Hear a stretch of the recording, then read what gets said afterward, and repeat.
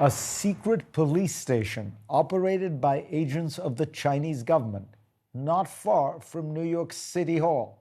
As unbelievable as that sounds, the U.S. Attorney for the Eastern District of New York alleged the existence of just such a thing on Monday, while announcing the arrest of two men who he claimed were operating the station. Then the next day, the Justice Department announced charges against 4 Americans and 3 Russians for being part of a conspiracy to secretly influence local Florida elections and divide the American public.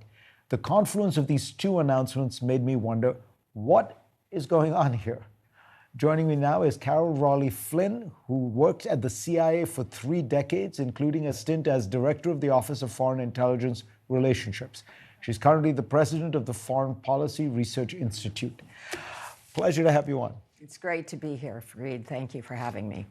So first, tell us about the Chinese case, this police station. Explain what was going on. It sounds really weird, doesn't it? Yes. Well, they were operating what was, in essence, a regional, in the United States office of a regional provincial police station, part of the Ministry of Public Security. So these are police operating a police station in Lower Manhattan. And it sounds crazy, but the Chinese do this all around the world. And it's fine as long as they're doing things like renewing driver's licenses, which is, of course, what they claimed they were doing. However, in this case, they were also very involved with dissident activities, it appears. And in 2 particular dissidents, the first one was someone they tried to persuade, and this individual, unnamed in the indictment, the dissident, tried to persuade him to return to the PRC. And of course, to face charges. They considered him a fugitive from justice.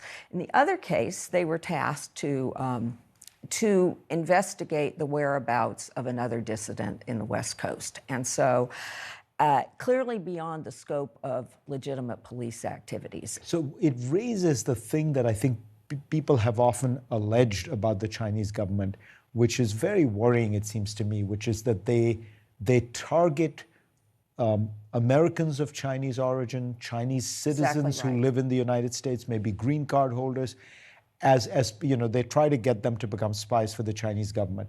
Is that true?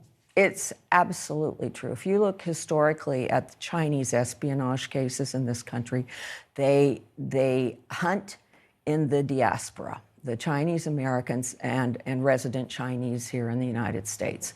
That is where I think almost all, maybe there are a couple exceptions, but almost all of the Chinese, of the spies operated by China to penetrate the U.S. government are almost entirely Chinese, ethnically Chinese citizens, part of the diaspora living in the United States. They've been doing this for years. However, this to me seems like a much more aggressive operation to actually be doing this out of a police station. Now, what's interesting to me is would it be fair to say that the Chinese espionage, particularly of this kind, of getting, recruiting a guy working at GE, it's all economic espionage. It's primarily economic. Right? They're trying to get industrial plans, secrets.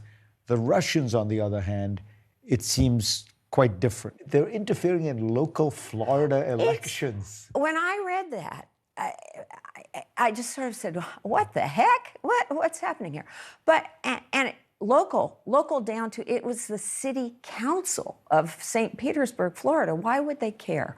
Well, I don't know, but as I look at it, based on what we've seen Russians do in our own country and elsewhere around the world, the language of what these four American citizens were spouting came right out of the Cold War. It sounded like Soviet language. They were talking about colonialism and imperialism of the United States. The language was the genocide of Africa, of African people in the United States. And, where'd that come from? It's straight out of the Soviet playbook. So to get back to your question, why this little city council election in Florida? Well, the Russians are masters of disinformation. They always have been. But now with the internet, they can make this stuff go viral.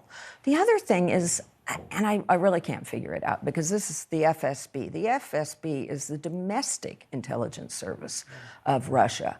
So they're in here playing in Florida, but maybe they thought they could fly below the radar by doing it in Florida. I have European friends who tell me that sometimes, the Russians have often been behind, for example, the anti-nuclear movement in Germany. Oh, for years. And the reason is that they want the Germans to get to phase out their nuclear capacity. Absolutely. So that they have to buy Russian gas. This was the old strategy to make Germany dependent.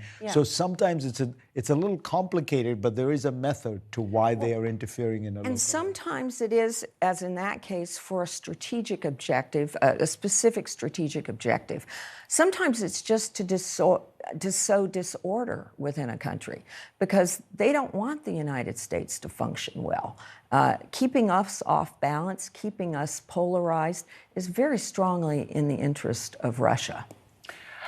When you've watched this over the years, who's better? The Russians or the Chinese? It depends on what.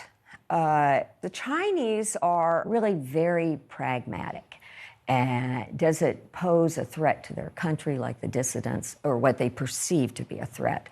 The Russians are really good at disinformation. They are the masters. The Russians, I think, are at a higher strategic level. Right. And as you said, they're just trying to sow discord. Sow discord, but it's basically the same tricks to discredit the United States. We are the #1 enemy to Russia. Pleasure to have you on. This is such a fascinating conversation. Thank you so much. It's great to be here. Thank you. Appreciate it. Next on GPS, Sudan is at war again. I'll tell you why this time is different and part of a worrying trend. That story in a moment.